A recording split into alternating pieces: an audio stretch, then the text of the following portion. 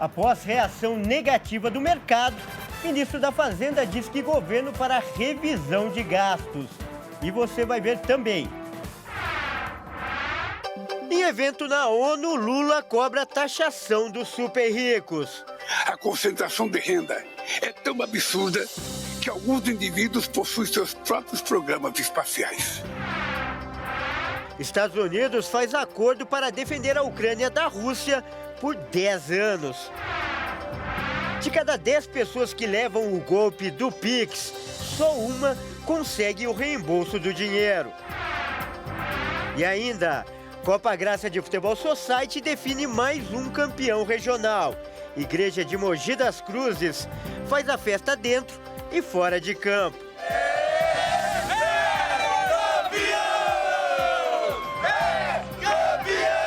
Tudo isso você confere a partir de agora no Jornal das 18h30.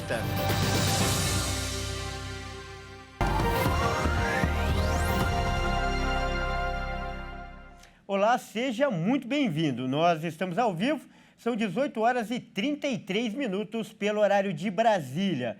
Eu sou o Kleber Werneck e a partir de agora você acompanha comigo as notícias do Brasil e do mundo desta quinta-feira. E o presidente Lula participou hoje do Fórum da Organização Internacional do Trabalho, a OIT, em Genebra, da Suíça. E durante o evento, Lula falou da desigualdade no mundo do trabalho, dos desafios, das mudanças climáticas e também cobrou a taxação dos super ricos. O Fórum da Coalização Global pela Justiça Social acontece na sede na ONU em Genebra, Suíça, até sexta-feira, dia 14. Em sua participação, Lula falou que o crescimento econômico precisa ser discutido junto à questão do emprego e renda do trabalhador. O crescimento da produtividade não tem sido acompanhado pelo aumento dos salários, gerando insatisfação e muita polarização. Não se pode discutir economia e finanças sem discutir emprego e renda. Precisamos de uma nova globalização, uma globalização de face humana. A justiça social e a luta contra as desigualdades são prioridade da presidência do Brasil no G20, que se realizará em novembro próximo. Fiz questão de convidar a OIT para contribuir com as discussões do grupo. Lula citou também os efeitos da mudança climática na vida dos trabalhadores. O Banco Mundial prevê que só no Brasil 3 milhões de pessoas devem sofrer de pobreza extrema por conta dos problemas ambientais. Os efeitos da mudança climática têm deteriorado a qualidade de vida ao redor do mundo. 2,4 bilhões de trabalhadores são afetados diretamente pelo calor excessivo. O papel da OIT e de seu arranjo tripartite é ainda mais relevante hoje do que quando foi criada. Nunca a injustiça social foi tão crucial para a unanimidade. Lula também falou da taxação para os super ricos, um assunto que tem sido defendido pelo governo brasileiro nas discussões internacionais. Estamos falando de 3 mil pessoas que detêm quase 15 trilhões de dólares. Vou repetir, estou falando de 3 mil pessoas que detêm fortuna de 15 trilhões de dólares. Isso representa a soma do PIB do Japão, da Alemanha, da Índia e do Reino Unido. É mais do que se estima ser necessário para os países em desenvolvimento lidarem com a mudança climática. A concentração de renda é tão absurda que alguns indivíduos possuem seus próprios programas espaciais. E após o discurso em Genebra, Lula seguiu para a Itália, onde o Brasil vai participar como convidado do encontro do G7. E olha só, para falar mais sobre esse assunto, nós vamos conversar agora com um especialista. O nosso convidado de hoje é o professor Vladimir Feijó, ele que é doutor em Direito Internacional e também analista político. Boa noite, professor Feijó. Seja muito bem-vindo, é um prazer tê-lo de volta aqui no Jornal das 18h30. Muito obrigado por me receber, é uma satisfação grande. Professor, eu peço então que você faça uma análise desse discurso que a gente acabou de ouvir aí do presidente Lula hoje na ONU. Qual o recado que o presidente brasileiro quis passar? Ele foi um discurso grande, 25 minutos, abordou de diferentes temas. O principal foco foi esse aí, que o Brasil é uma das lideranças do mundo e busca, no G20, ao final do ano, contar com apoio de diferentes países e organizações internacionais para compromissos globais. Esse foro específico sobre a situação do desenvolvimento social, ou justiça social, ele é organizado na OIT porque tem uma perspectiva de que essa é uma ferramenta muito importante de prevenção à guerra. Quando ela foi criada em 1919, discutia-se mais do que simplesmente criação de leis do trabalho, direito econômico, mas para dar essa satisfação às instabilidades sociais provocadas pela sensação de injustiça. E, de alguma forma, o que o presidente quis demonstrar é que, em diferentes países do mundo, a gente teve eleição no Parlamento Europeu nessa semana passada, a população está descontente com os governantes que dão atenção a temas como, por exemplo, financiamento à guerra, mas pouca atenção e pouco orçamento para a desigualdade social e lidar com esse tema de grande pressão, que é a falta de capacidade de investimento. E uma das propostas apresentadas é a taxação do super rico por todos os países para evitar que essas pessoas com poder concentrado façam intimidação a um ou outro governo. Tá certo. Então, professor Vladimir, brilhante a sua avaliação. E agora eu peço, então, que você continue com a gente para assistir essa outra declaração do presidente que foi dada na saída do evento da ONU. Olha só, antes de deixar a Suíça, o presidente Lula falou com jornalistas em defesa do ministro da Fazenda, Fernando Haddad. O ministro tem sido alvo de desconfiança do mercado financeiro e, para analistas, ele está passando pelo seu pior momento no governo. Na saída da sede da ONU em Genebra, Lula falou em defesa do ministro da Fazenda. Haddad tem sofrido forte pressão do mercado e também de empresários em razão da desoneração da folha de pagamento e da MP do PIS/COFINS, que foi devolvida pelo Senado. Segundo o presidente, é um ministro extraordinário e Lula diz não saber qual é a pressão contra ele. Não tem nada para Haddad. Haddad é um extraordinário ministro da Defesa, não sei qual é a pressão contra o Haddad. Todo ministro da Fazenda, desde que eu me conheço por gente, ele vira o centro dos debates. Quando a coisa dá certo, quando a coisa não dá certo. Veja, o Haddad tentou ajudar, sabe, os empresários construindo uma alternativa à desoneração feita para aqueles 17 grupos de empresários. Que não deveria ter sido o Haddad que assumisse a responsabilidade. O Haddad assumiu, fez uma proposta. Por mesmo os empresários não quiseram. Então agora você tem uma decisão da Suprema Corte que vai acontecer. Se em 45 dias não houver um acordo sobre compensação, o que vai acontecer? Vai acabar a desoneração. Que era o que eu queria, por isso que eu vetei naquela época. Então agora, a bola não está mais na mão do Haddad. A bola está na mão do Senado e na mão dos empresários. Encontre uma solução. Olha, nós voltamos a falar com o professor Vladimir Feijó, que vai comentar também esse assunto. Professor, só o fato do Lula ter que defender o ministro da Fazenda já é um sinal de crise? Você acha que o Fernando Haddad está ameaçado no cargo, talvez o ministério aí mais importante do governo? Ele está sendo fritado, assim como foi o ex-presidente da Petrobras, por essas discussões mesmo de interesses econômicos, que não há convergência, alinhamento integral entre os agentes de mercado, os financistas e empresários e a pauta do governo.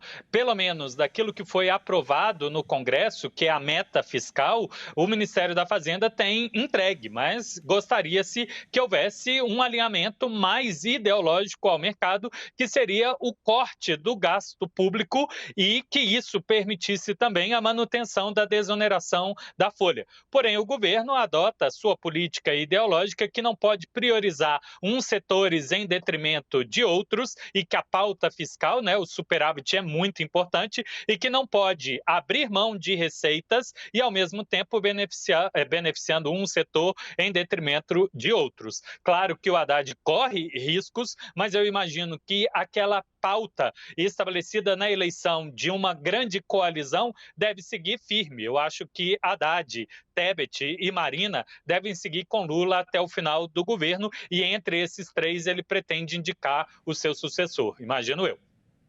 Tá certo, então tá aí uma análise bem abrangente, muito além dessa crise atual. Por isso, eu agradeço a sua participação.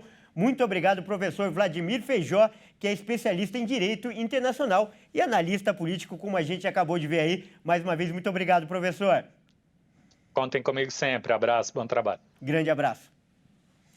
E olha só, ainda sobre esse assunto, o ministro da Fazenda, Fernando Haddad, se pronunciou também após a reação negativa do mercado financeiro e as declarações do presidente Lula. E ele afirmou que o governo pode revisar os gastos. Vamos conferir. A declaração foi feita pelo ministro em conversa com um jornalista na sede do Ministério da Fazenda. Fernando Haddad havia acabado de participar de uma reunião com a ministra do Planejamento e Orçamento, Simone Tebet. Os dois foram questionados pela imprensa sobre a reação negativa do mercado financeiro após declaração do presidente Lula. Um dia antes, Lula havia dito não pensar na economia do país de forma afastada das medidas voltadas ao desenvolvimento social. Haddad afirmou que o governo vai intensificar a agenda de trabalho para rever os gastos públicos. O governo tem conversado cada vez mais sobre isso. Hoje a reunião foi sobre isso. E eu penso que essa agenda, o governo está muito disposto a vencer. Tem dito isso, olha, nós queremos também rever o gasto primário, estamos dispostos a colocar privilégios. Já voltou à tona vários temas que estão sendo discutidos de novo. O que é bom, como super salários, como correção de benefícios que são praticados ao recurso da lei, melhoria dos cadastros. Isso tudo voltou para a mesa. Nós achamos que é ótimo isso. Porque vai facilitando o trabalho de contrato. Após a declaração do presidente, na quarta-feira, o dólar subiu e avançou para 0,86%. Nesta quinta, depois que Haddad falou em revisão de gastos, a moeda interrompeu uma sequência de alta, passando a operar em queda de 0,56%, cotado a R$ 5,40. A ministra do Planejamento, Simone Tebet, ainda afirmou que o governo está trabalhando para que possa haver maior clareza na elaboração do orçamento de 2025. Cujo projeto de lei deve ser enviado em agosto deste ano. Olha, e as declarações do ministro surtiram efeito no mercado financeiro. O dólar interrompeu uma sequência de altas e fechou em queda nesta quinta-feira. A moeda norte-americana chegou à cotação de R$ 5,36.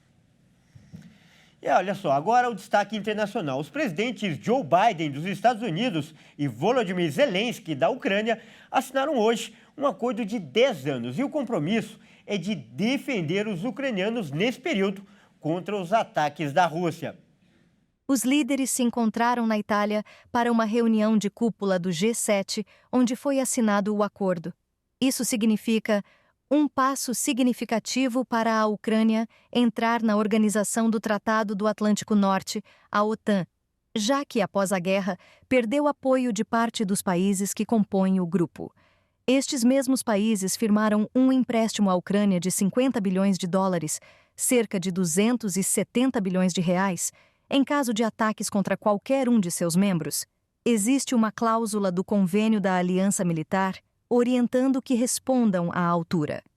E para garantir a segurança da Ucrânia em casos de ameaça ou ataque, também nesta quinta-feira, em resposta à chegada de navios de guerra russos a Cuba, o governo norte-americano enviou um submarino nuclear de ataque rápido à Baía de Guantánamo.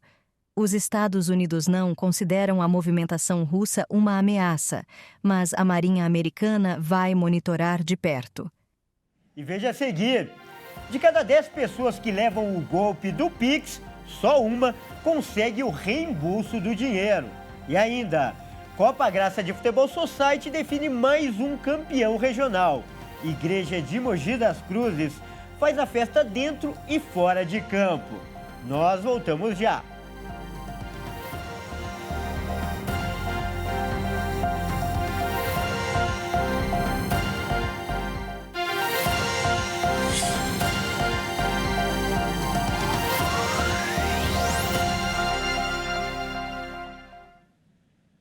Mais uma vez, seja muito bem-vindo. Nós estamos de volta e ao vivo. São 18 horas e 49 minutos pelo horário de Brasília. E olha só, quinta-feira é dia de quadro do Direito do Consumidor, aqui no Jornal das 18h30.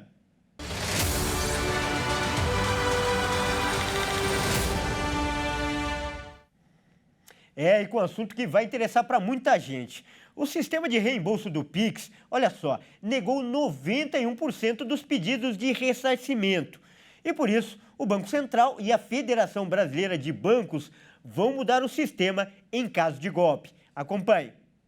A cada 10 pedidos de reembolso, apenas um é aceito. O sistema funciona pelo Mecanismo Especial de Evolução, o MED, que foi criado para devolver valores roubados por meio de fraudes com o Pix. No Brasil, 5 golpes por Pix acontecem por minuto.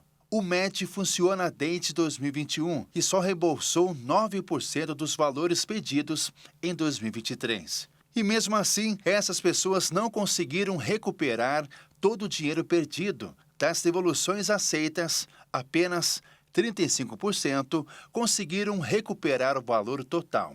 Isso significa que a cada 3 devoluções, 2 são parciais. Por esses motivos, a Federação Brasileira de Bancos já discute o tema com o Banco Central e projetam melhorias para o sistema. O projeto é chamado de MED 2.0 e deve começar a funcionar até o final de 2025. O sistema atual permite o bloqueio de valores apenas na primeira conta recebedora do recurso. O novo sistema vai permitir o bloqueio de mais contas por onde o dinheiro passar.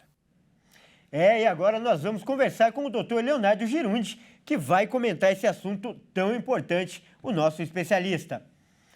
Boa noite, doutor. Mais uma vez, seja muito bem-vindo. É um grande prazer tê-lo aqui no Jornal das 18h30. Boa noite, Kleber Werneck. Privilégio todo meu fazer ombro a ombro, lado a lado, acompanhar com você nessa bancada. E, doutor, por que é tão difícil reaver o dinheiro em caso de golpe do Pix, como a gente acabou de ver? Primeiro que a criatividade dos bandidos brasileiros, dos estelionatários, a cada dia é maior, né? Então, eles têm uma grande capacidade de entender os sistemas e criar novas formas de sair. O sistema só permite o bloqueio da primeira conta bancária, então o que faz? Cai automaticamente na primeira conta, eles tiram rapidamente dessa conta para uma segunda conta, terceira conta, o que dificulta o sistema apurar essa diferenciação. Então, essa alteração é fundamental. Agora, nós temos que lembrar alguns aspectos importantes do tema e quais são eles. Primeiro que hoje as operações com Pix representam a segunda maior tipo de operação do Brasil. Superam as operações do cartão de crédito, por exemplo. Então, deve ter atenção realmente do governo e também dos bancos em relação ao tema. O outro aspecto importante é entender que existem erros de Pix que você faz para a pessoa errada, né, um equívoco, e tem aquelas questões que são de fraudes. As de fraudes, existe uma súmula do Superior Tribunal de Justiça, a súmula 479, que determina que, em casos de fraudes e quando é violado ali a conta da pessoa, como, por exemplo, você teve o seu celular roubado e alguém entrou no seu celular e conseguiu ali entrar na sua conta bancária e fazer operações financeiras. Então, em casos semelhantes a esse, que correspondem à grande maioria dos casos, a agência bancária ou o banco é responsável a devolver. Então, se você não teve a devolução, primeira coisa, faça o boletim de ocorrência, não teve a devolução, ingresse judicialmente e busque o seu direito. Lembrando que a segunda opção, que é quando você erra o Pix, você faz para a pessoa errada. Depois que você fez, você percebeu que você errou, fez para a pessoa errada. E o que se faz nesse caso? Você também pode pedir a devolução. Se você tem ali os dados da pessoa, tem um e-mail, muitas vezes o telefone, você pode pedir diretamente o CPF daquela pessoa, então você pode também fazer isso. Lembrando que achado tem dono. No Brasil, a gente acha que achado não é roubado. Mentira, é engano. Achado tem dono. E se você recebeu um Pix equivocadamente na sua conta e não devolve, é crime de apropriação indébita. Então, você pode ingressar judicialmente. Primeira coisa, faça o boletim de ocorrência, comunique rapidamente a seu banco para que haja o estorno. Não havendo estorno, nem o contato tenha sido amigável e solucionado, você pode ingressar judicialmente buscando a devolução desse valor também. Que análise precisa, responsabilizando cada um pelo seu ato, até em caso de fazer errado, como de receber também, e esse alerta é muito importante. Nós acabamos de conversar com o Dr. Leonardo Girundi, ele que é especialista em defesa do consumidor. E toda quinta-feira ele está aqui conosco no Jornal das 18h30 para ajudar você aí, que está com algum problema com produtos ou serviços. E você que nos assiste, olha só, pode mandar uma mensagem pelo WhatsApp. O número é DDD 11 99224 7760. Doutor, muito obrigado. Mais uma vez, uma participação brilhante. Muito obrigado, é sempre um privilégio. Prazer. Boa noite a todos, Deus abençoe. Grande abraço. Olha só, agora é hora de falar de esportes aqui no Jornal das 18h30. E quem traz os detalhes é ele, o Fernando Jesus. Boa noite, Fernando. E nós teremos os últimos jogos da 8ª rodada do Brasileirão nesta quinta-feira, não é mesmo? Boa noite, Kleber, e para todos que nos acompanham. É isso aí, nós teremos confrontos que podem valer a liderança. Às 19 horas teremos Cruzeiro e Cuiabá no Mineirão, abrindo a 8ª rodada. O Internacional recebe o São Paulo no estádio Erisberto Russi, em Criciúma, às 20 horas. O São Paulo, que em caso de vitória com mais de 2 gols, pode alcançar a liderança e ficar à frente do Botafogo. O Flamengo recebe o Grêmio no mesmo horário no Maracanã e o rubro-negro precisa de apenas uma vitória para alcançar a liderança. E também às 20 horas, o Furacão recebe o Criciúma na Liga Arena. E fechando a 8ª rodada, temos 2 confrontos. Às 21h30, o Bahia recebe o Fortaleza na Casa de Apostas Arena Fonte Nova e precisa de uma vitória. E além disso, depende da derrota ou empate entre Flamengo e São Paulo para conseguir a liderança. E aqui em São Paulo, o Palmeiras enfrenta o Vasco no Allianz Parque, buscando alcançar o G4 do Campeonato Brasileiro, Kleber. Fernando, e a Copa Graça de Futebol Society, que aliás é um grande sucesso, também entrou na fase decisiva, né? Conta pra gente. Exatamente, Kleber. O torneio está definindo os campeões regionais. Anteontem, por exemplo, saiu o campeão da região de Mogi das Cruzes, na Grande São Paulo. Nosso repórter Ismael Nascimento foi lá conferir de perto a decisão. Vamos ver. Oração, união, alegria e muita disputa. Foi assim a grande final da Copa Graça Regional de Mogi das Cruzes. O torneio de futebol Society é organizado pela Igreja Internacional da Graça de Deus e reúne igrejas de todo o estado. E o pastor Nilton Bento, que é o coordenador geral da Copa Graça, destacou o sucesso do torneio. Segundo ele, a cada ano a competição tem crescido mais e mobilizado um número maior de comunidades. O resultado são bons jogos e vidas transformadas através do esporte. Esse ano nós trouxemos uns times melhores, né? As pessoas, os pastores, os coordenadores acabaram escolhendo jogadores um pouco mais rodados na várzea mesmo, alguns até profissionais, e participaram junto com a gente, então assim, deu um brilho maior na competição. A importância da Copa Graça é alcançar pessoas que dentro da igreja a gente não conseguiria alcançar, né? Jogadores que participam, que muitas vezes não pisariam numa igreja, mas aqui na quadra eles acabam por ouvir a palavra de Deus. O objetivo maior da Copa Graça é levar as pessoas à salvação. O pastor Sérgio Rojo, da Igreja Internacional da Graça de Santa Isabel, fala que a Copa Graça veio cumprindo a missão de aproximar as pessoas cada vez mais para os ensinamentos de Jesus. A Copa Graça, nessa edição, ela já veio com um pouco mais até assim de força, né? Uma vez que é um projeto, né, encabeçado, idealizado pelo deputado Davi Soares, juntamente com o pastor Nilton César. O principal que nós temos, né, no nosso coração sempre, né, esse trabalho, o alvo, né, como nós sempre falamos, é mais do que futebol. Então temos alcançado vidas, né, agregado as pessoas, né, alguns que estavam afastados, inclusive, da igreja. Eu tive a oportunidade de presenciar momentos, inclusive, que o futebol, ele é adrenalina, né, ali, o jogo de contato, e presenciamos também momentos um pouco mais assim acirrados, com depois um pedido de desculpas, entendendo que o alvo aqui é muito maior do que o futebol. Jesus é o nosso, que nos faz mais do que vencedores em todas as coisas. Na Copa Graça, todos são campeões. O campeonato da Copa Graça está na sua 4ª edição e este ano, em Mogi das Cruzes, contou com 12 times com apenas uma finalidade: propagar o Evangelho de Jesus por meio do futebol. E na final, foi Mogi das Cruzes com César de Souza. E a final foi emocionante. O time César de Souza começa fazendo o primeiro gol, mas não foi fácil manter a liderança. Logo, o Mogi das Cruzes empata, faz o segundo e finaliza com o terceiro, ganhando a Copa Graça por 3-1.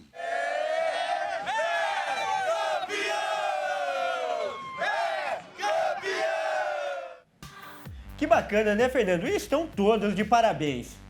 Com certeza, Kleber, e nunca será só futebol. O objetivo também é levar a palavra de Deus fora de campo. Bom, eu fico por aqui, volto com você no estúdio. Um grande abraço, Kleber.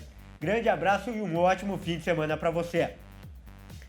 Bom, é isso aí. O Jornal das 18h30 fica por aqui. Obrigado pela sua companhia e fique agora com o SOS da Fé. Ótima noite e até amanhã.